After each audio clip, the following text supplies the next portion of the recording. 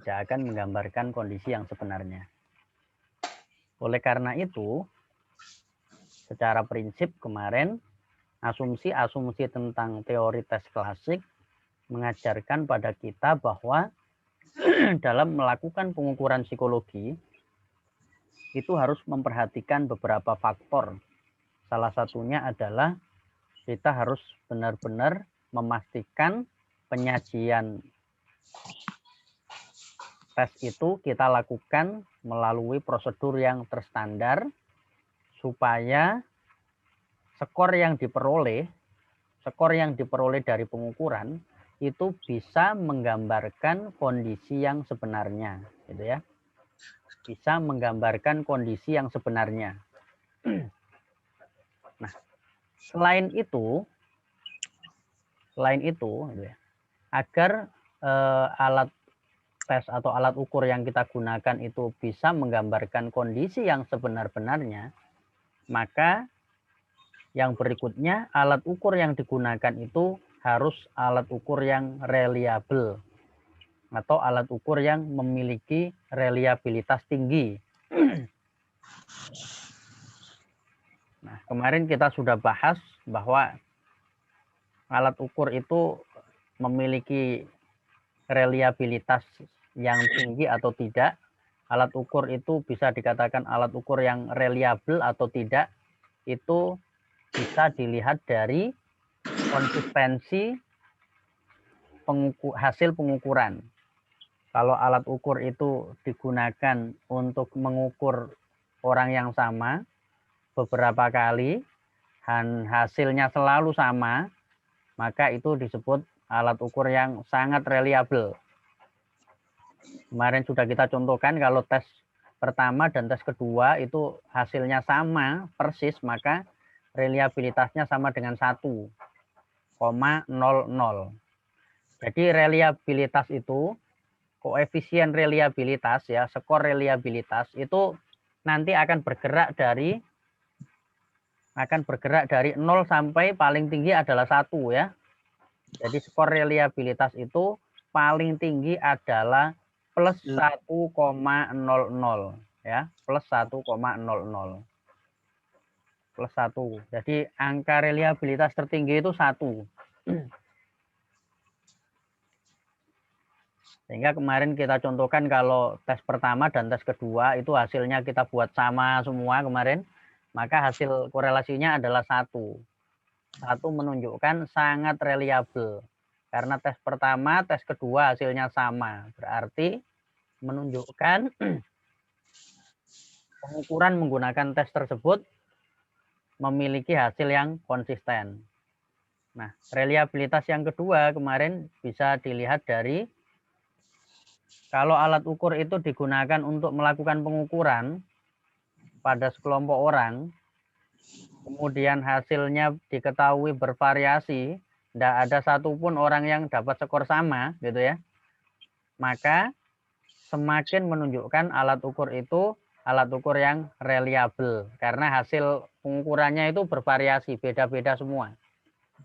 Sebaliknya, kalau hasil pengukuran itu tidak bervariasi, tidak memiliki variasi, ada 40 orang diukur menggunakan suatu alat ukur tertentu, hasilnya 40 orang itu sama semua, misalnya 100 semua. Berarti alat ukur yang digunakan sangat tidak reliable atau reliabilitasnya sama dengan 0, sangat tidak reliable karena tidak ada variasi.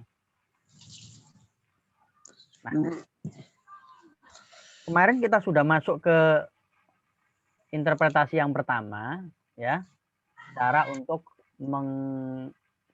memperoleh koefisien reliabilitas atau untuk mengetahui reliabilitas suatu alat ukur. Itu kemarin di interpretasi pertama, ya, korelasi X aksen ini ya. Ini kemarin sudah kita bahas bahwa kalau menurut interpretasi pertama ini, untuk menguji reliabilitas suatu alat ukur, caranya yang pertama itu kita harus membuat atau menemukan tes yang paralel Yang kemarin kita ketahui bahwa mendapatkan tes yang paralel itu serasa tidak mungkin gitu. Kemudian kedua tes yang paralel itu disajikan kepada sekelompok orang yang sama. Setelah itu hasilnya dikorelasikan, hasil kedua tes. Kalau hasilnya berkorelasi tinggi, maka alat ukur itu memiliki reliabilitas yang tinggi. Nah, sebaliknya, kalau skor korelasinya rendah, berarti semakin rendah itu artinya mendekati 0 ya. Semakin mendekati 1 berarti semakin tinggi reliabilitasnya. Maka reliabilitas alat ukur itu sama dengan rendah gitu ya kalau mendekati 0. Nah, cara untuk memperoleh reliabilitas dengan cara yang pertama ini sangat tidak mungkin karena sulit dilakukan karena kita harus mendapatkan tes yang paralel dulu. Sementara mendapatkan tes yang paralel itu seperti yang kita bahas kemarin sangat sulit dilakukan. Nah, kemudian muncullah interpretasi reliabilitas yang kedua. Ya. Ini contoh yang kedua, sorry. Yang kedua ini belum merupakan cara baru ya. Yang kedua, interpretasi yang kedua ini hanya merupakan penjelasan lebih lanjut dari interpretasi yang pertama. Sehingga ini kita lihat masih sama ya. R korelasi, X adalah tes pertama, X aksen adalah tes kedua yang tesnya itu paralel dengan tes yang pertama. Sehingga disimpulkan X kemudian X aksen itu artinya kedua tes itu adalah tes yang paralel ya. X aksen ini artinya serupa dengan X, gitu. Serupa dengan X. Dikuadratkan itu sama dengan sumbangan efektif. Nah, kalau dalam penelitian korelasi itu ketika Anda belajar korelasi ada namanya sumbangan efektif. Sumbangan efektif itu maksudnya apa sih gitu ya? Sumbangan efektif itu kasarannya begini, kita ingin mengetahui kebermaknaan dari sebuah angka reliabilitas itu. Sekarang gampangnya begini gampangnya. Misalnya suatu alat ukur tadi dihitung reliabilitasnya ya menggunakan cara yang pertama tadi ya, menggunakan cara yang pertama diukur reliabilitasnya ya cara yang pertama ini. Ada kedua tes yang paralel kemudian dikorelasikan untuk mengetahui reliabilitas. Katakan kemudian didapat skor reliabilitasnya itu sama dengan 0,80 misalnya ya. Diperoleh skor reliabilitas sama dengan 0,80. 0,80. Nah, reliabilitas 0,80 ini artinya apa? Artinya apa 0,80 itu? Sejauh makna dari 0,80 itu seperti apa gitu ya. Nah, cara untuk mengetahui itu ini dikuadratkan. 0,80 dikuadratkan. Kalau 0,80 dikuadratkan sama dengan berapa berarti? Ini dikuadratkan ya. Ini dikuadratkan. 0,80 dikuadratkan sama dengan itu ya. 0,64. 0,64. Nah, ini sama dengan 0,64. Kalau dikuadratkan. Artinya apa? Artinya apa? Ini menjelaskan yang tadi ya, asumsi kedua ya. Jadi reliabilitasnya sama dengan misalnya 0,80. Di dalam contoh 0,80 ya. Kemudian kita kuadratkan. Ini dikuadratkan. Maka sama dengan 0,64 ya. 0,64 ya. Nah ini 0,64. Artinya apa? Artinya begini. Kalau alat ukur itu memiliki reliabilitas sebesar 0,80, maka nah sejauh mana makna suatu koefisien reliabilitas itu? Maksudnya kalau alat ukur itu memiliki reliabilitas 0,80, maka alat ukur yang akan kita gunakan itu menjamin ketepatan pengukuran ya, menjamin ketepatan pengukuran itu sebesar 0,64.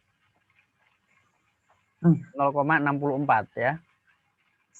0,64%. 0,64%. Jadi kalau alat ukur itu reliabilitasnya 0,80, maka ketika digunakan untuk melakukan pengukuran 0,64% hasil pengukuran itu pasti menggambarkan kondisi yang sebenarnya. Pasti menggambarkan kondisi yang sebenarnya. Nah, sisanya berapa kalau 100 dikurangi 0,64? Sisanya kan berarti masih 0,36 ya. 36 ya. 0,36 atau 36% ya. 64%, 36%. 36%-nya itu akan dipengaruhi oleh faktor lain. Jadi kalau alat ukur itu reliabilitasnya 0,80, maka ketika kita melakukan suatu pengukuran, alat ukur ini bisa menjamin 64% akurasi dari pengukurannya. 60% yang bisa dijamin oleh alat ukur ini. Sementara 36%-nya itu akan ditentukan oleh faktor lain. Faktor lain misalnya apa ya? Kayak misalnya testernya menguasai atau tidak, lingkungan tempat tesnya kondusif atau tidak, itu akan mempengaruhi 36% terhadap hasil pengukuran atau hasil tes, gitu ya. Nah, maka semakin reliabel suatu alat ukur, hasil pengukurannya akan semakin menjamin kesesuaian dengan kondisi yang sebenarnya. Ini saya contohkan, misal alat ukur itu suatu alat ukur memiliki reliabilitas yang sangat baik, sama dengan reliabilitasnya misalnya 1,00 ya, reliabilitas yang sangat baik 1,00. Kalau ini dikuadratkan sama dengan berapa, teman-teman? 1 kuadrat. 1, Pak. 1, tetap 1 kan? Pak. Tetap 1. Artinya apa? Kalau alat ukur itu memiliki reliabilitas yang sangat baik, yaitu 1, reliabilitas yang paling baik kan 1. Maka alat ukur itu bisa menjamin 100% pengukuran itu akurat. Meskipun yang ngetes gak profesional, tempat tesnya tidak kondusif ya, misalnya testernya kurang ramah, ya, alat tes yang digunakan itu tetap menjamin 100% hasil tesnya akan menggambarkan kondisi yang sebenarnya. Kenapa? Karena alat ukurnya sangat reliabel, reliabilitasnya sama dengan 1. Nah, cuman sayangnya nggak ada alat ukur dimanapun di dunia ini yang reliabilitasnya sama dengan 1, itu nggak ada, ya. Nggak ada, karena 1 itu hanya milik Tuhan, selain Tuhan tidak 1 ya. Jadi tidak ada reliabilitas itu 1, itu nggak ada di dunia ini, alat ukur yang reliabilitasnya 1, tidak ada. Kalau di dunia ini Anda bisa menemukan reliabilitas suatu alat ukur diklaim sebagai reliabilitas alat ukur ini adalah 1, ya, maka alat ukur itu akan membuktikan bahwa kebenaran yang sejati itu bukan milik Tuhan ya. Tapi Anda tidak akan pernah menemukan ya. Anda tidak akan pernah menemukan. Misalnya alat ukur yang paling bagus itu katakan dia misalnya reliabilitasnya sama dengan 0,98 lah katakan ya, itu sudah sangat bagus sekali misalnya. 0,98 atau 0,90 misalnya. 0,90. 0,90 kalau dikuadratkan sama dengan 81 ya. 81 toh. 9 kali 9. Jadi kalau alat ukur itu reliabilitasnya 0,90, maka ketika Anda menggunakan alat ukur itu 81% alat ukur yang Anda gunakan itu menjamin hasil ukurnya sesuai dengan kondisi subjek yang sebenarnya. Nah, selebihnya berarti masih berapa? 19% ya. 19%-nya itu akan dipengaruhi oleh kondisi subjek ya, kondisi testi, kondisi tester, kondisi ruangan tes gitu ya, dan kondisi-kondisi yang lain. Jadi itu cara untuk mengetahui kebermaknaan suatu koefisien reliabilitas. Maksudnya gitu ya. Caranya adalah dengan mengkuadratkan skor reliabilitas. Jadi reliabilitas yang tinggi sangat-sangat disarankan dalam konteks melakukan suatu pengukuran psikologis. Nah, oleh karenanya teman-teman semua sebagai mahasiswa dan nantinya orang yang bergelut dalam bidang psikologi, kita juga tidak boleh terlalu mendewakan namanya alat tes ya. Maksudnya mendewakan itu begini. Jangan kemudian karena menggunakan suatu alat tes tertentu untuk mengukur seseorang, kepribadiannya atau intelijensinya, lalu Anda yakin 100% seolah-olah hasil tes itu menggambarkan kondisi yang sebenar-benarnya. Oke ya, setelah belajar psikometri tidak boleh terlalu mendewakan tes. Bahwa tes itu merupakan instrumen dalam psikologi, iya benar, tapi tes itu bukan satu-satunya.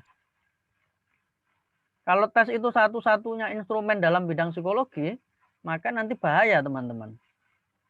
Psikologi bisa dijuluki dengan tukang tes nanti. Tukang ngetes psikologi itu ya, karena yang dibanggakan cuma alat tes saja. Teman-teman semua harus ingat ketika menggunakan suatu alat tes, itu Anda harus tahu reliabilitas alat tesnya berapa. Nah, sehingga Anda nanti bisa membuat sebuah keputusan yang tepat. Kalau reliabilitas tes yang Anda gunakan itu reliabilitasnya hanya 0,70 misalnya, maka hasil tes yang Anda lakukan itu maksimum ya saya sebut, maksimum bisa dipercaya sebesar 70% itu maksimal. Karena kalau 70 dikali 70 itu 49%. Jadi rentang alat ukur ini bisa dipercaya adalah antara 49% sampai 70%, kasarnya begitu. Jadi jangan terlalu yakin banget tuh. Menurut tes psikologi Anda intelijensinya di bawah rata-rata. Jadi Anda pasti tidak akan sukses dalam hidup Anda. Waduh, terlalu kejam itu ya. Nah, karena kita harus lihat dulu alat tes yang kita pakai itu reliabilitasnya berapa. Gitu ya. Semakin reliabel alat ukur, semakin bisa menggambarkan kondisi subjek yang sebenar-benarnya. Semakin rendah, semakin tidak menggambarkan kondisi yang sebenar-benarnya. Kalau ada pertanyaan boleh ya, silakan. Sambil kita berdiskusi untuk memperoleh sebuah pemahaman.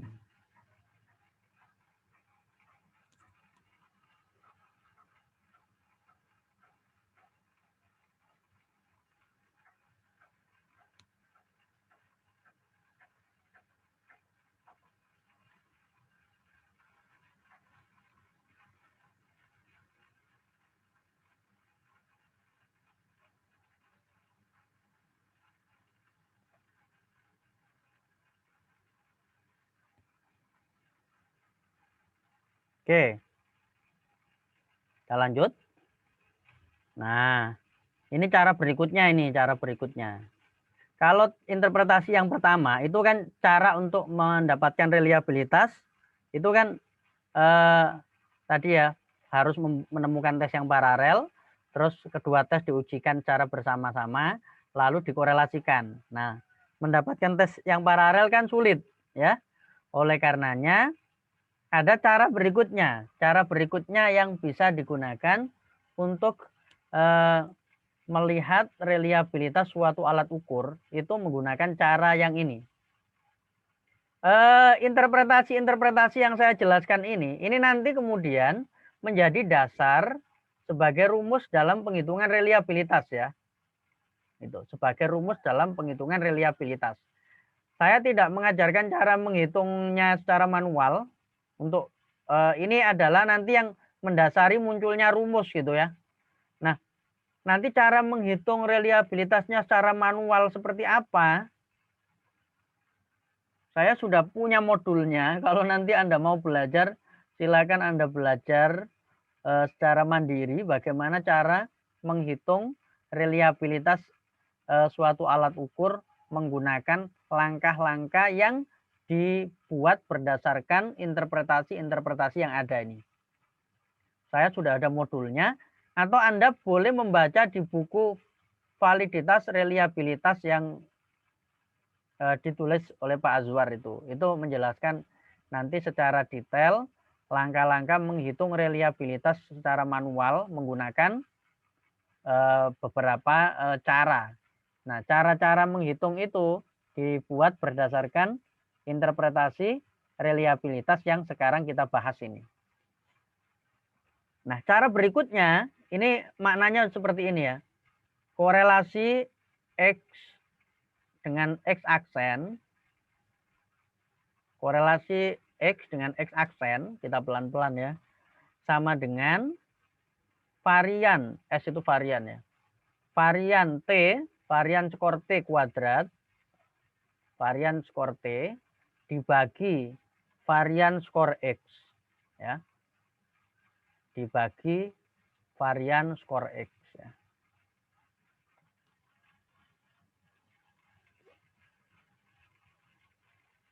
Dibagi varian skor X. Oke. Ini maksudnya apa toh gitu ya? Membingungkan kita semua. Ya. Oke. Jadi ini sebenarnya interpretasi-interpretasi ini nanti akan menghasilkan sebuah rumus penghitungan reliabilitas. Nggak usah dibingungkan cara ngitungnya. Yang penting sekarang kita belajar logikanya. Ini sebenarnya belajar logika, bukan ngitung. Logika ini. Ini belajar logika. Ini maksudnya gini, logikanya gini maksudnya di asumsi ini. Nanti pembuktiannya melalui hitung-hitungan, tapi ini logikanya. Jadi gini, korelasi antara X dan X aksen, ini kan di awal tadi kita artikan sebagai apa? Kita artikan sebagai cara untuk memperoleh reliabilitas ya. Jadi begini cara membacanya. Mencari reliabilitas dengan cara ini ya, mengkorelasikan skor suatu tes X ya dengan tes yang paralel X aksen ya, mencari reliabilitas dengan cara mengkorelasikan skor dua tes yang paralel. Oke. Itu sama dengan hasilnya akan sama maksudnya. Hasilnya akan sama ketika kita menggunakan cara ini ya, menggunakan cara dengan membandingkan antara variasi skor murni suatu tes dengan variasi skor X dari suatu tes. Jadi cara yang kedua ini begini. Cara yang kedua ini begini maksudnya. Saya mau menghitung reliabilitas tes IST. Maka saya tidak perlu mencari tes yang paralel dengan IST. Saya tidak perlu membuat alat tes yang paralel dengan IST. Caranya cukup IST disajikan, diberikan pada sekelompok orang. Ya. Setelah itu kita akan menghitung dengan cara membandingkan antara ini. Varian skor T, varian skor murninya, dengan varian skor X-nya. Nah, itu nanti cara-cara langkah-langkahnya akan dijelaskan di dalam rumus penghitungannya. Ini kita belajar logikanya saja. Jadi mencari reliabilitas dengan cara pertama, dengan membandingkan korelasi antar dua tes yang paralel, itu sama dengan, hasilnya akan sama dengan ketika kita menyajikan satu tes saja kepada sekelompok orang, lalu kita akan membandingkan variasi skor murni dengan variasi skor X-nya. Itu maksudnya begitu maksudnya. Jadi nggak perlu menggunakan tes yang paralel, maksudnya begitu loh. Nggak perlu menggunakan tes yang paralel. Cukup menggunakan satu alat tes, kita sajikan, kita gunakan untuk mengukur subjek. Setelah itu hasilnya dihitung reliabilitasnya.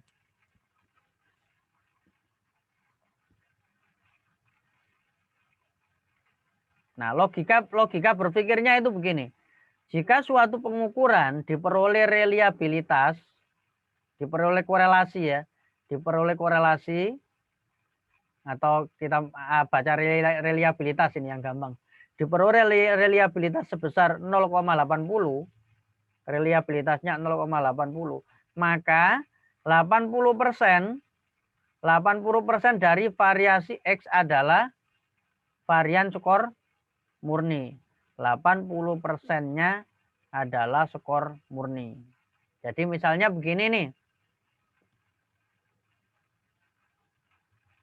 Contohnya, kita menggunakan alat ukur yang memiliki reliabilitas 0,80. Jadi kita menggunakan alat ukur yang reliabilitasnya 0,80. Kemudian alat ukur itu kita gunakan untuk melakukan suatu pengukuran. Jadi kita punya alat ukur reliabilitasnya 0,80. Kita gunakan untuk melakukan pengukuran. Misalnya ya, Mbak Cicilia itu saya ukur menggunakan alat tes yang tadi reliabilitasnya 0,80. Saya punya alat ukur reliabilitasnya 0,80. Tak gunakan untuk mengukur kemampuan Mbak Cicilia. Nah, ternyata Mbak Cicilia itu mendapatkan skor 100. Contoh yang gampang kan 100. Mbak Cicilia dapat skor 100. Nah, ini skor Mbak Cicilia 100. Skor yang diperoleh Mbak Cicilia itu kita kasih kode apa? Masih ingat kemarin ya? Kasih kode X ya. X-nya sama dengan 100.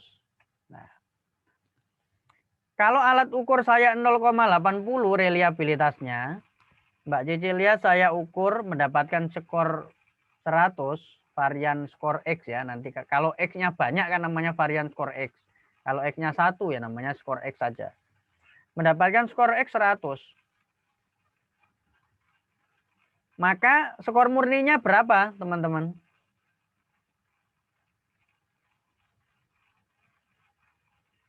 Skor murninya T-nya sama dengan berapa?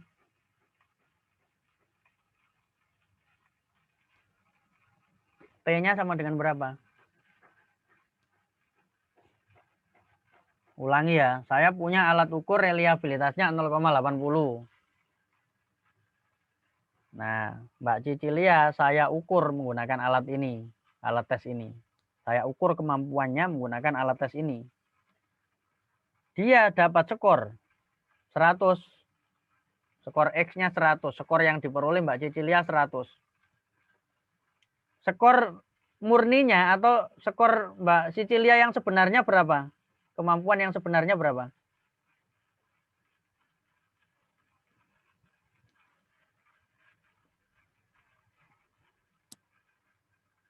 Kemampuan yang sebenarnya adalah, ayo, Piro ayo.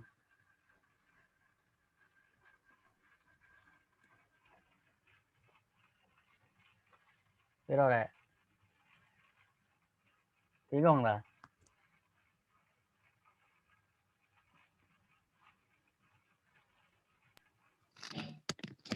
Berapa?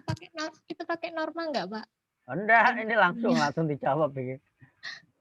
Ini pakai ini tadi loh. Reliabilitas sama dengan perbandingan antara varian skor murni dengan varian skor X ya. Reliabilitas adalah perbandingan antara varian skor murni dengan varian skor X ya.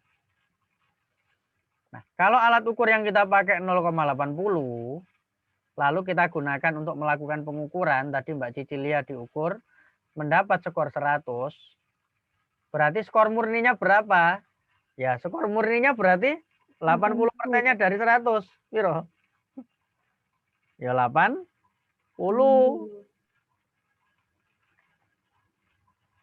Berarti varian skor T-nya adalah 80.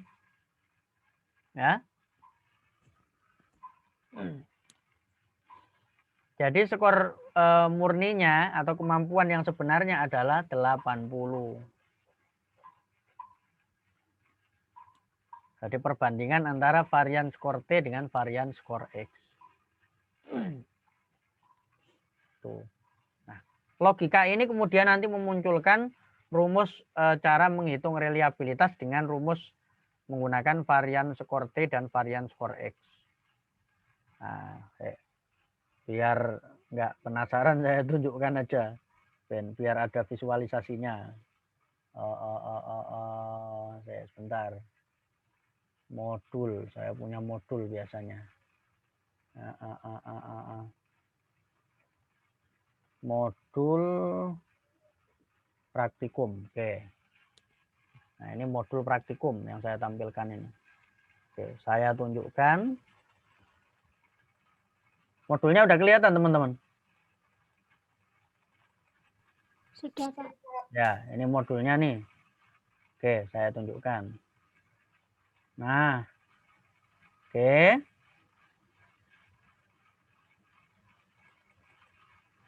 Praktikum ke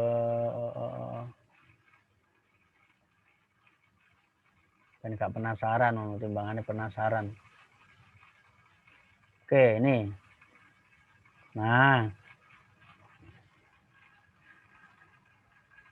kan di awal kan kita berbicara ini ya, reliabilitas itu korelasi antara X dengan X kuadrat ya. Nah, itu nanti diadopsi oleh ini salah satunya rumus Spearman-Brown itu menggunakan pendekatan yang tadi. Sehingga simbolnya R, X, X aksen. Nanti cara ngitungnya tinggal ngikuti aja. Ini sudah ada contohnya di sini. Kalau dijelaskan besok saat semester belajar hitung-hitungan kok, makanya nggak tak jelaskan ya. Karena menurut saya nggak penting juga belajar hitung-hitungan satu semester. Nah, ini yang tadi menggunakan varian tadi ya, menggunakan varian skor T dan X, tapi ini pakai D deviasinya. Ya. Nah, ada lagi nanti rumus yang, nah ini ya, varian skor X. Nah, menggunakan varian ya, menggunakan varian skor.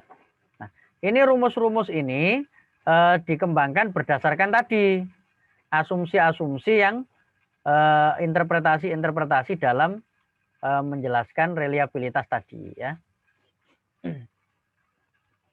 Kita kembali ke sini. Ini cara ngitungnya sekali lagi tidak paham tidak apa-apa, yang penting logikanya. Jadi interpretasi ini logika yang bisa kita ambil adalah bahwa ketika kita menggunakan suatu alat ukur dengan reliabilitas yang tinggi, maka skor X yang diperoleh, skor hasil tes itu akan semakin menggambarkan kondisi yang sebenarnya. Nah, ini saya contohkan.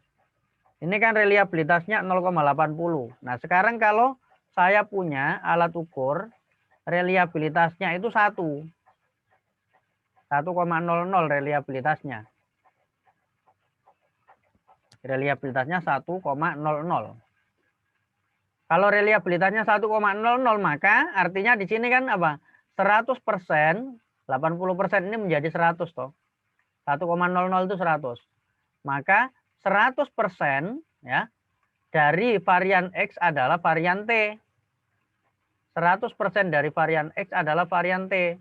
Maka kalau saya menggunakan alat ukur reliabilitasnya 1, reliabilitasnya 1. Lalu alat ukur ini saya gunakan untuk mengukur kemampuannya Mbak Ayu. Nah, Mbak Ayu dapat 100 skor X-nya. Nah, Mbak Ayu dapat skor 100, skor X-nya 100. Ya, dapat skor 100 Mbak Ayu. Berapa skor T-nya? 100, Pak. 100. Nah, artinya kan skor yang diperoleh itu 100% menggambarkan kondisi yang sebenarnya. Sebenarnya interpretasi yang ketiga ini kalau Anda tidak mau pusing, nggak usah bingung dengan hitung-hitungannya. Pokoknya Anda memahami maksud bahwa ketika alat ukur itu memiliki reliabilitas yang tinggi, hasil pengukurannya itu akan semakin mencerminkan kondisi yang sebenarnya. Jadi kalau reliabilitasnya 1, maka 100% hasil pengukuran itu menggambarkan kondisi yang sebenarnya. Ya. Kalau reliabilitasnya 0,90, berarti 90% hasil pengukuran itu menggambarkan kondisi yang sebenarnya. Jadi semakin tinggi reliabilitas alat ukur, hasilnya semakin menggambarkan kondisi yang sebenarnya. Tuh maksudnya. Baik, ada pertanyaan sampai di sini? Silakan ya kalau ada. Saya mau tanya. Ya, silakan. Untuk apa namanya?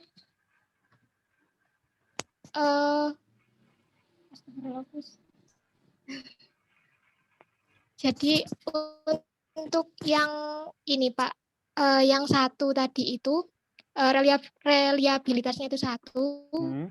Nah, apakah mungkin ketika kita apakah mungkin reliabilitasnya itu lebih dari 1 gitu Pak? Oh, enggak mungkin. Paling tinggi Kayak gitu. 1. Jadi kalau lebih dari 1 berarti salah ngitung. Cara melihatnya. Reliabilitas paling tinggi adalah 1. Kenapa 1? 1 itu kan 100%. Ya, angka tertinggi 1 itu ya. Jadi skor korelasi itu paling tinggi adalah 1. Sehingga kalau misalnya kamu ngitung manual, kalau pakai program kan enggak mungkin salah. Ngitung manual, ternyata hasilnya lebih dari 1, itu berarti ngitungnya yang salah. Ya, ngitungnya yang salah. Karena skor tertinggi adalah 1. Baik, ada pertanyaan yang lain? Silakan.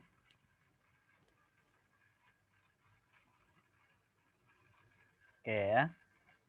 Ya nggak paham-paham sepenuhnya nggak apa-apa lah. Namanya memang psikometri ini agak ruwet ya. Yang penting paham-paham dikit.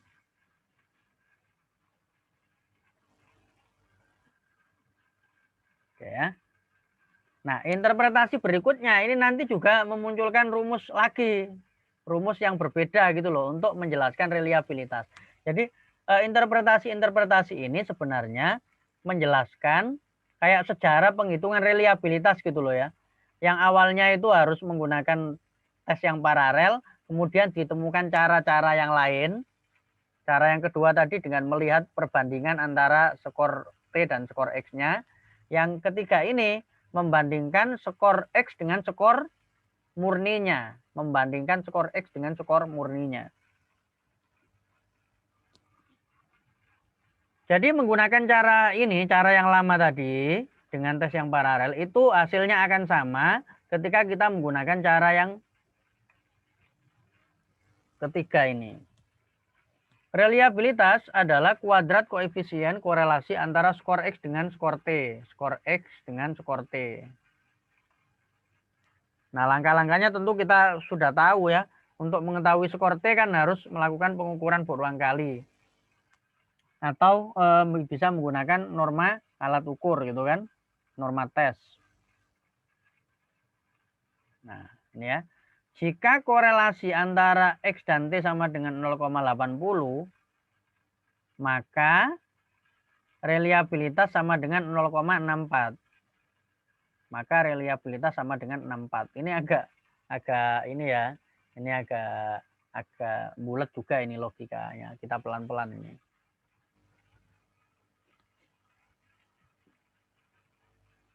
Jika korelasi antara X dengan T itu skor murni, skor yang sebenarnya, skor kemampuan yang sebenarnya, sama dengan 0,80, maka reliabilitas suatu alat ukur itu akan sama dengan 0,64. 0,6 itu 64 berarti kuadrat dari 0,80 ya. 0,80 kuadrat.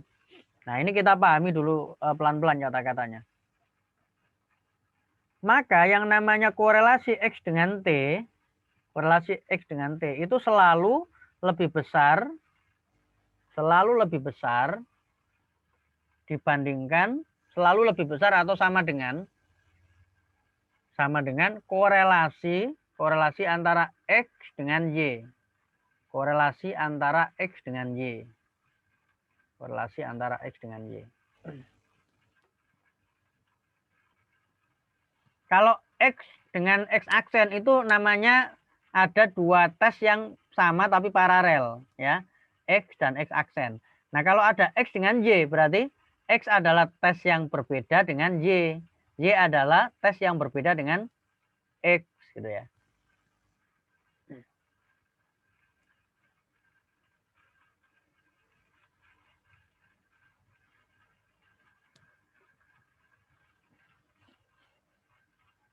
Jadi sebenarnya begini loh. Sebenarnya asumsi ini gampangnya gini, gampangnya interpretasi ini. Interpretasi ini ingin mengatakan bahwa kesimpulannya itu akhirnya di sini.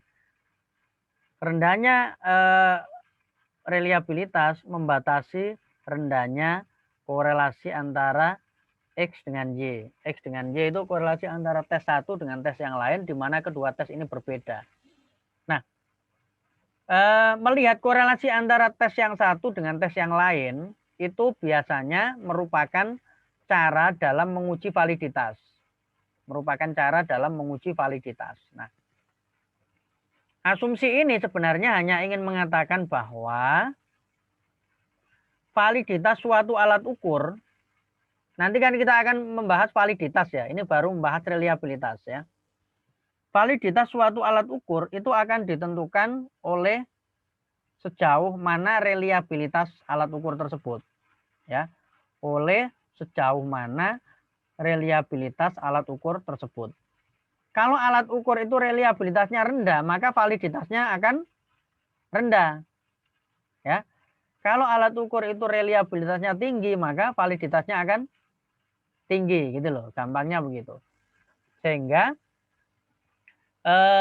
pendekatan teoritis klasik itu sangat mementingkan reliabilitas suatu alat ukur dibandingkan validitasnya. Artinya apa? Reliabilitas alat ukur itu harus benar-benar diupayakan yang tinggi, karena kalau reliabilitasnya tinggi, otomatis validitas suatu alat ukur itu akan tinggi. Maksudnya begitu ya. Jadi reliabilitasnya harus tinggi. Kalau reliabilitasnya tinggi, maka validitasnya akan tinggi. Nah, asumsi ini sebenarnya maksudnya gitu aja lah ya. Daripada kita bingung sama hitung-hitungannya. Nah, sekarang validitas itu apa? Itu berarti kita harus nyinggung sedikit validitas. Kalau reliabilitas itu kan konsistensi dalam pengukuran ya. Alat ukur itu ketika digunakan melakukan pengukuran hasilnya konsisten. Jadi ada seseorang diukur 10 kali menggunakan alat ukur yang sama, hasilnya itu konsisten, itu artinya alat ukurnya reliable. Nah, kalau validitas itu artinya apa? Kalau validitas artinya sejauh mana alat ukur bisa mengukur apa yang ingin diukur, itu validitas ya. Kalau reliabilitas itu berbicara konsistensi dalam pengukuran tadi. Kalau validitas berbicara apakah alat ukur yang digunakan itu bisa mengukur apa yang ingin diukur. Itu valid namanya. Misal Anda ingin mengukur intelijensi. Alat ukur dikatakan valid kalau alat ukur yang Anda gunakan itu benar-benar bisa mengukur intelijensi. Berarti mengukur apa yang ingin diukur. Nah, kalau alat ukur itu bisa mengukur apa yang ingin diukur, maka hasil pengukurannya akan sesuai dengan kondisi yang sebenarnya. Jadi endingnya sebenarnya sama. Endingnya sama. Menghasilkan suatu pengukuran yang hasilnya sesuai dengan kondisi yang sebenarnya. Itu dua-duanya itu adalah prinsip dari validitas dan reliabilitas ya. Hanya pemaknaannya berbeda ya. Kalau reliabilitas maknanya konsistensi pengukuran, kalau validitas sejauh mana alat ukur yang digunakan bisa mengukur apa yang ingin diukur, itu namanya validitas. Nah, asumsi ini menjelaskan bahwa skor reliabilitas itu akan menentukan sejauh mana validitas suatu alat ukur. Kalau reliabilitasnya itu tinggi, maka validitasnya akan tinggi. Kalau reliabilitas suatu alat ukur itu rendah, maka otomatis validitasnya akan rendah. Kalau validitasnya rendah, berarti tidak bisa digunakan mengukur apa yang ingin diukur. Gampangnya begitu. Sehingga reliabilitas suatu alat ukur itu merupakan suatu yang harus dipenuhi. Nah, gitu loh. Sehingga kalau teori tes klasik itu jumlah soalnya bisa sangat banyak sekali, itu tujuannya untuk menghasilkan alat ukur yang reliabel. Karena secara hitung-hitungan matematis, semakin banyak soal atau semakin banyak subjek yang diuji, itu akan mempengaruhi besarnya skor korelasi. Itu secara matematis. Nanti kalau kamu mengerjakan skripsi, kamu buat alat ukurnya banyak yang tidak valid. Solusinya tambahkan jumlah subjeknya. Ya. Solusi pertama, tambahkan jumlah subjeknya. Misal yang diuji coba awalnya cuma 100 orang. Tambahkan 100 orang lagi supaya alat ukur yang valid menjadi lebih banyak. Nah, ditambah 100 yang valid kok hanya bertambah sedikit, tambah lagi.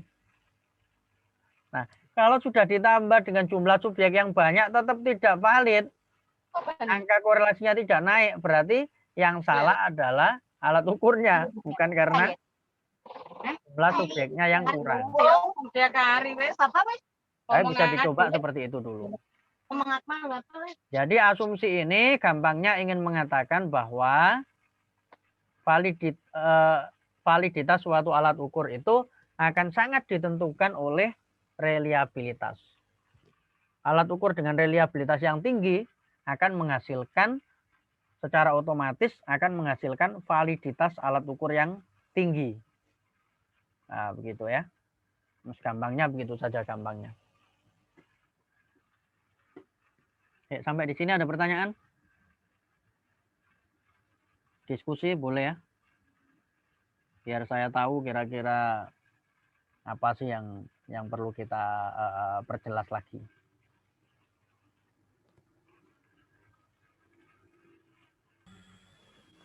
Pak, saya mau tanya. Ya, silakan. Bagaimana caranya untuk menentukan bahwa alat tes itu tadi valid gitu, Pak? Kan kalau reliabilitas kan nggak mungkin di angka 1, pasti di bawahnya gitu. Mungkin ada keterangan seperti itu. Ya. Kalau validitas nanti sama. Jadi skor validitas itu tertinggi juga sama 1 ya. Skor validitas tertinggi 1. Semakin mendekati angka 1 berarti validitasnya semakin tinggi. Semakin menjauh dari angka 1 berarti validitasnya semakin rendah. Tetapi validitas alat ukur itu tidak hanya ditentukan oleh angka. Nanti akan saya jelaskan apa saja yang bisa digunakan untuk menilai validitas suatu alat ukur. Jadi validitas alat ukur itu untuk mencapai alat ukur yang valid itu nanti ada tahapan-tahapannya, ya, tidak sekedar ditentukan oleh angka. Tapi kalau berdasarkan angka nanti sama ketentuannya. Semakin jauh dari 1 berarti semakin tidak valid, semakin dekat dengan 1 berarti semakin valid. Cuma nanti pastinya untuk mengatakan valid tidaknya nanti akan kita bahas pada sesi-sesi berikutnya ya. Baik, silakan yang lain. Pak, untuk mengetahui istilahnya perpotongannya kita tahu kalau ini mendekati 1 atau ini mendekati ke di bawahnya 1 seperti itu kita tahunya dari mana patokannya, Pak? Oh ya, nanti akan ada ketentuannya ya. Misalnya yang dikatakan valid itu di atas 0,30 misalnya gitu ya. Nanti ada patokannya seperti itu ya. Jadi kalau skor validitasnya sudah di atas 0,30 maka bisa dikatakan valid gitu ya. Misalnya begitu ya. Nah, kalau reliabilitas juga nanti ada patokannya. Dikatakan reliable kalau skornya di atas 0,80. Kalau di bawah 0,80 berarti alat ukur itu dikatakan tidak reliable. Misalnya begitu ya. Nanti akan ada patokan untuk mengatakan suatu alat ukur itu dikatakan valid atau reliable ya. Oke ya. Jadi asumsi ini, interpretasi ini sebenarnya tadi hanya ingin mengatakan bahwa alat ukur yang reliabel itu sangat diperlukan karena ketika alat ukurnya itu reliabel, memiliki reliabilitas yang tinggi, secara otomatis validitas alat ukur itu akan tinggi. Kalau alat ukur itu validitasnya tinggi, maka secara otomatis alat ukur yang kita gunakan itu bisa mengukur apa yang ingin diukur, gampangnya gitu. Nah, itu kan sangat penting.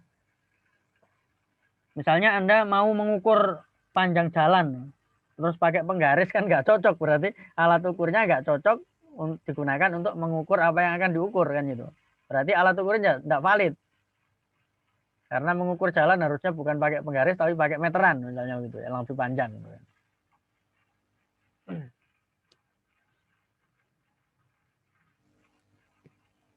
Oke. Nah, sekarang interpretasi yang berikutnya.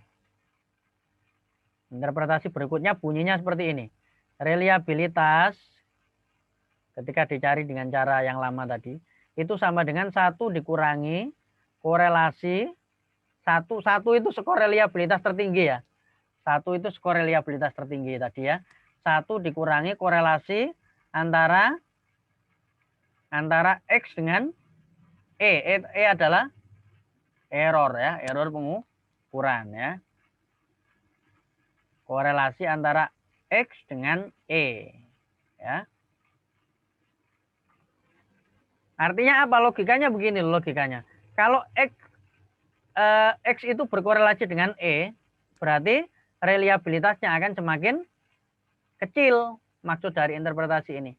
Kalau korelasi antara skor yang diperoleh X dengan E error itu besar korelasinya, maka reliabilitasnya akan kecil. Karena rumusnya kan 1 dikurangi korelasi antara X dengan E. Sebaliknya, kalau korelasi antara X dan E itu kecil, maka reliabilitasnya adalah akan tinggi. Maksudnya korelasi itu kan begini. Kalau X itu berkorelasi dengan E, berarti X adalah E. Ya. Kalau X itu berkorelasi dengan E, maka X adalah E. Kalau X adalah E, berarti hasil pengukuran itu akan menghasilkan error, bukan menghasilkan skor yang sebenarnya. Maka reliabilitas suatu alat ukur akan semakin tinggi. Jadi kalau korelasi antara X dengan E itu kecil, maka reliabilitasnya tinggi. Kenapa? Karena pengukuran tidak menghasilkan error. Karena X bukanlah E, X adalah T berarti. Kalau X adalah E, maka reliabilitas suatu alat ukur akan menjadi rendah. Nah, asumsi ini sebenarnya, interpretasi yang ini sebenarnya hanya ingin mengatakan kalau suatu alat ukur itu memiliki reliabilitas yang tinggi, maka ketika digunakan untuk melakukan pengukuran, itu akan menghasilkan error yang rendah. Nah, gitu loh. Jadi kalau alat ukur itu reliable, ketika digunakan untuk melakukan pengukuran, akan menghasilkan skor yang memiliki error yang rendah. Kan kemarin kan isunya kan bahwa pengukuran itu selalu menghasilkan error kan gitu. Kalau errornya besar, maka pengukuran itu tidak bisa memberikan gambaran tentang kondisi yang sebenarnya. Nah, supaya suatu pengukuran bisa memberikan gambaran tentang kondisi yang sebenarnya, maka error atau kesalahan dalam pengukuran kan harus kecil. Nah, supaya kesalahan dalam pengukuran harus kecil, kita harus menggunakan alat ukur yang reliabel. Karena semakin reliabel alat ukur, korelasi antara X dengan E ini akan semakin rendah. Kalau korelasi X dengan E semakin rendah, maka reliabilitasnya akan tinggi. Reliabilitasnya akan tinggi. Jadi 1 dikurangi. Misalnya kalau korelasi antara X dengan E itu sama dengan 0,60. Nah, berarti reliabilitasnya kan tinggal berapa? 0,60. 40, sangat kecil sekali. Berarti hasil pengukurannya akan mendapatkan banyak error namanya, gitu kan? Tapi kalau korelasi antara X dengan E itu kecil, misalnya 0,0001 gitu, berarti reliabilitasnya akan semakin tinggi karena hasil pengukuran tidak menggambarkan sebuah error. Jadi korelasi itu maksudnya kalau korelasi antara X dengan E itu adalah 1, maka X adalah E. Tapi sebaliknya kalau X dan E korelasinya 0, maka X bukanlah E. Berarti X adalah kemampuan yang sebenarnya. Karena di dalam X tidak ada lagi yang namanya error pengukuran. Selisih antara hasil pengukuran dengan kemampuan yang sebenarnya, ya. Error kemarin kita artikan seperti itu.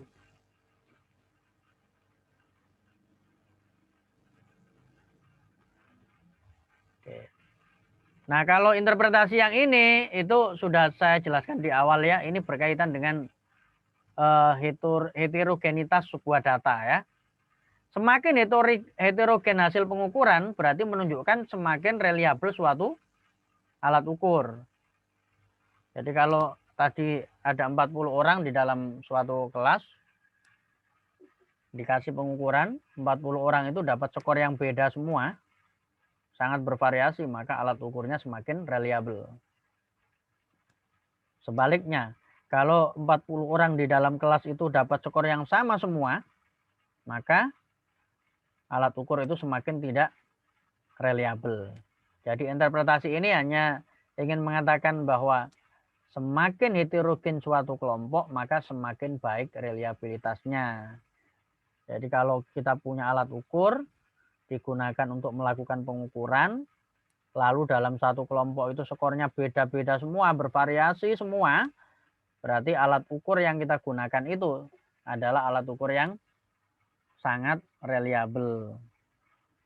Sementara kalau 40 orang itu diukur kemudian skornya sama semua, homogen, tidak heterogen, semakin menunjukkan alat ukur yang kita gunakan itu alat ukur yang tidak reliabel. Ini sebenarnya ingin mengatakan itu saja interpretasi ini. Pemahamannya seperti itu. Jadi pada dasarnya interpretasi-interpretasi yang kita pelajari ini tadi, reliabilitas ini, ingin menekankan bahwa kalau alat ukur yang kita gunakan itu reliabilitasnya tinggi, otomatis hasil pengukuran itu akan menghasilkan skor yang sebenarnya. Ya, akan terhindar dari yang namanya error pengukuran. Itu kan ya, akan terhindar dari yang namanya error pengukuran.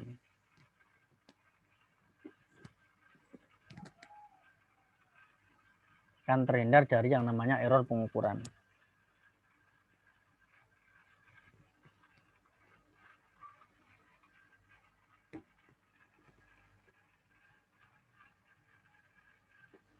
Oke, baik, sampai di sini ada pertanyaan?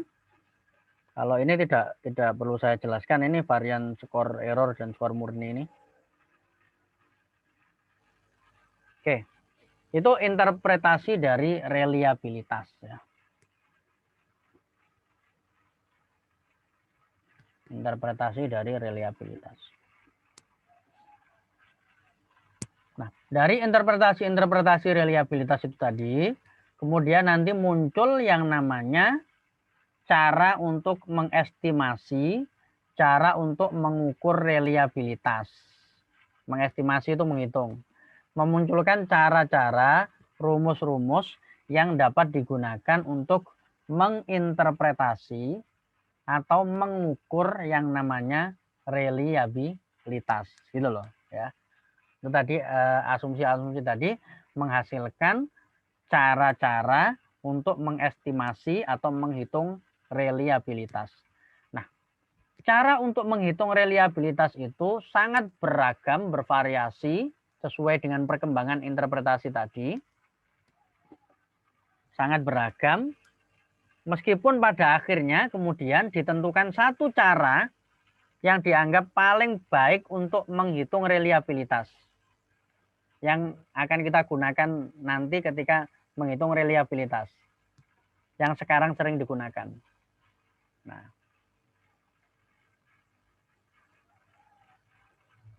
jadi ada perkembangan-perkembangannya ya, perkembangan-perkembangannya. Nah, ini saya jelaskan sekilas saja, tapi nanti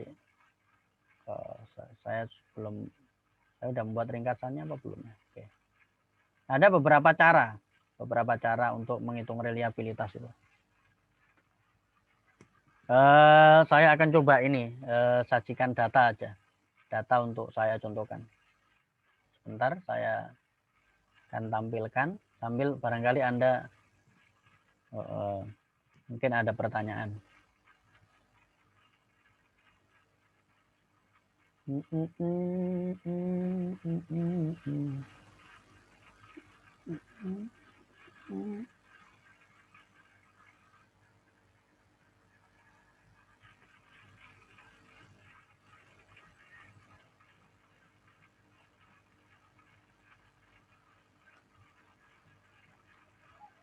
Silakan kalau misalnya ada pertanyaan ya, sambil saya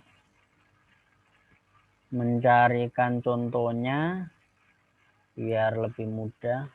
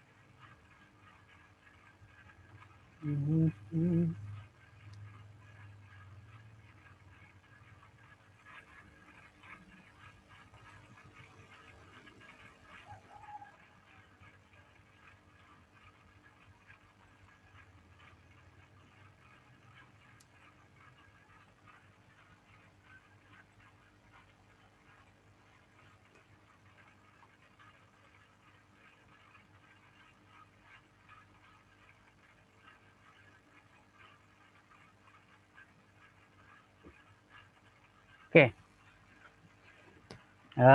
Ini. Baik.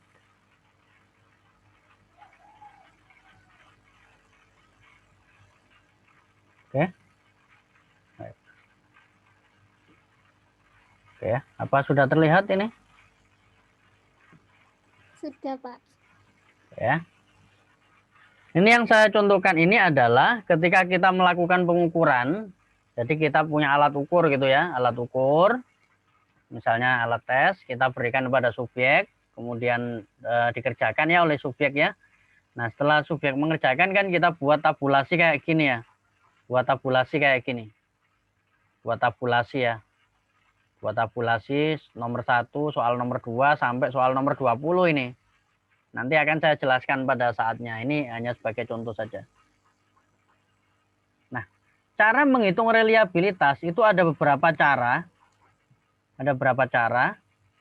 Nanti bisa Anda baca di modul saya. Nanti kalau mau dipelajari lebih lanjut, nanti saya berikan modulnya. Ada beberapa cara untuk menghitung reliabilitas itu.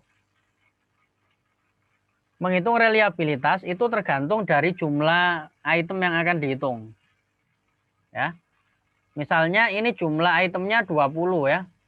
20 kalau dibagi 2 bisa atau tidak?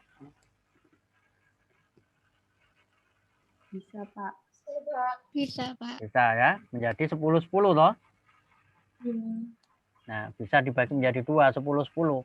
Maka nanti cara menghitungnya ini 10 ya, ada 10 ini. Nah, ada 10, sorry. Ada 10. Jadi ada 10 ya, 1 sampai 10 itu nanti akan dijumlahkan ya. Ini soal nomor 1 sampai nomor 10 dijumlahkan. Kira-kira gitu gampangnya. Ini 1 sampai nomor 10 dijumlahkan ke bawah. Ini sampai nomor 10 dijumlahkan. Kemudian nanti yang bagian sebelah sini, skor total di sini, dan yang di sini akan dihitung untuk mendapatkan korelasinya menggunakan rumus tertentu. Kalau bisa dibagi 2, menggunakan rumus dibagi 2. Nanti ada namanya rumus Rulon, ada rumus Flanagan ya, yang digunakan untuk menghitung reliabilitas dengan jumlah soal yang bisa dibagi 2. Nah, ini namanya teknik konsistensi internal ya. Jumlah soalnya dibagi, terus tiap bagian dikorelasikan. Nah, tapi kadang-kadang kita membuat alat ukurnya itu jumlahnya tidak sampai 20. Misalnya alat ukurnya jumlahnya hanya 19. 19 dibagi 2 bisa atau tidak? Tidak bisa. Dibagi 2, kalau bagi 2, bagi 3? Bagi 3. Tidak bisa. Tidak bisa, Pak. Tidak bisa ya. Ya, tetap. Karena tidak bisa dibagi 3, maka nanti ada rumus yang bisa digunakan tersendiri. Namanya rumus ANAVA, analisis varian, dan ada namanya rumus alpha. Rumus alpha itu bisa dipakai untuk jumlah soal yang tidak bisa dibagi 3. Nah, ngitungnya pakai rumus yang berbeda gitu ya. Nah, kalau misalnya jumlah soalnya hanya 9, dibagi 2 tidak bisa, dibagi 3 kan bisa. Nah, maka nanti pakai rumus yang bisa dipakai untuk jumlah dibagi 3. Ada namanya rumus Kudel reduction KR20 dan KR21. Nah, itu nanti saya minta Anda untuk membaca ya, untuk memperdalam kemampuan itu. Ada di modul saya, nanti saya share.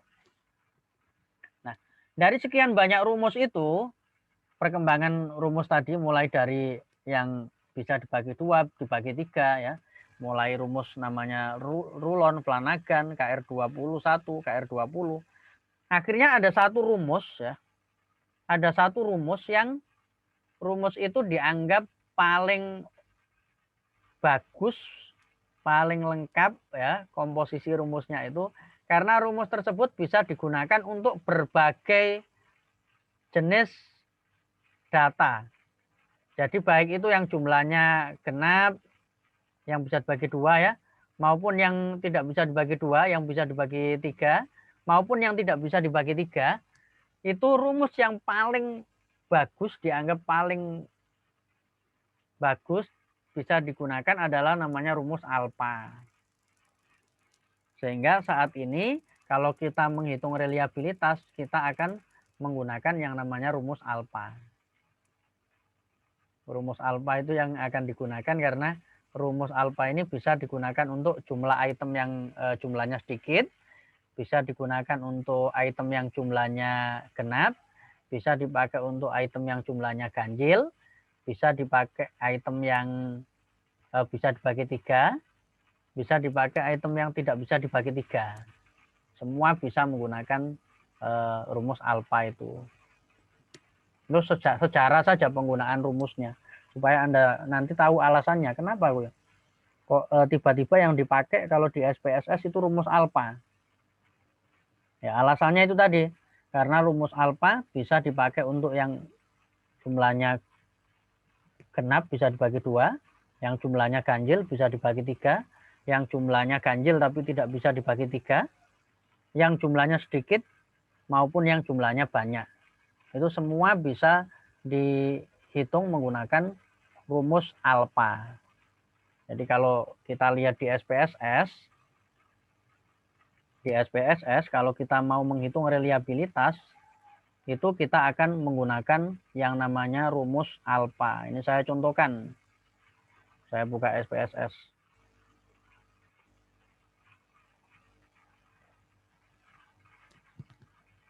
Kalau pakai SPSS ya sesederhana yang akan saya contohkan ini untuk menghitung reliabilitas. Tidak perlu menghitung secara manual. Karena bisa saja kita ngitung manual malah orangnya nggak percaya. Ini benar lah hitunganmu.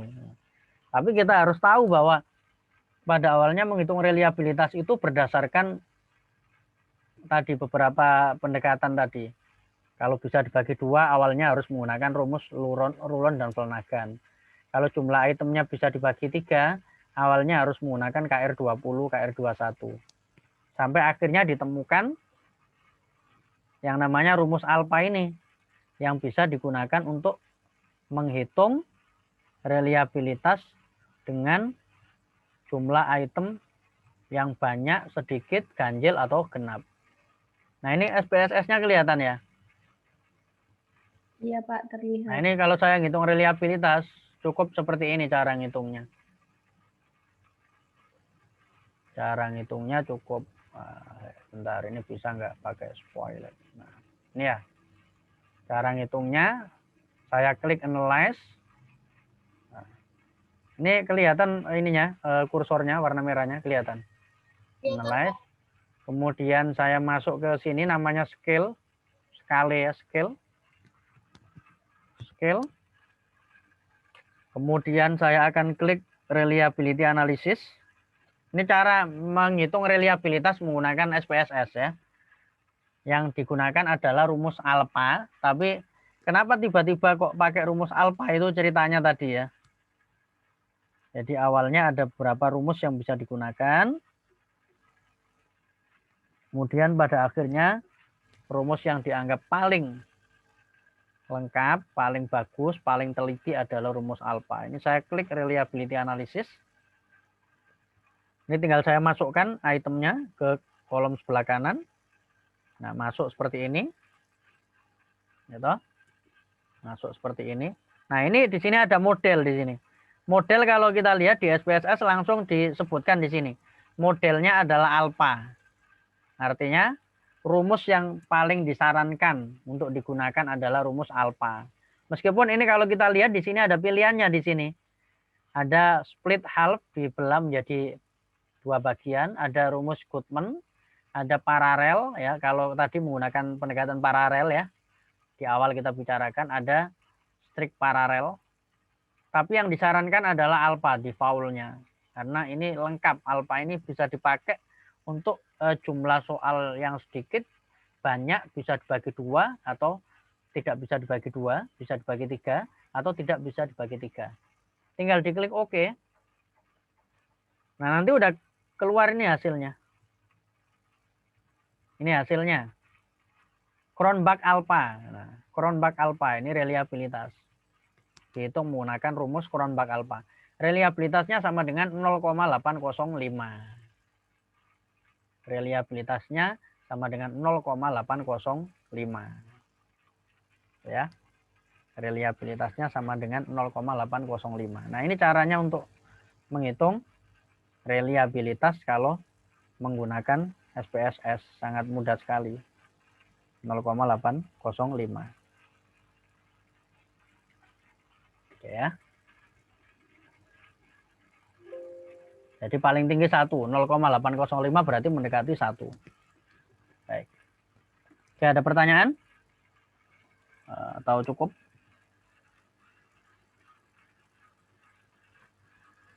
Silakan kalau ada pertanyaan boleh ya.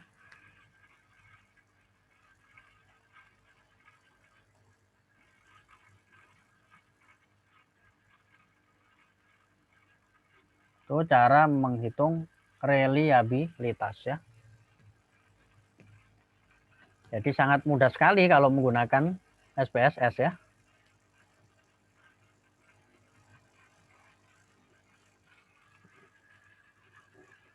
Oke. Baik, kita cukupkan ya karena sudah mendekati jam 5. Ya.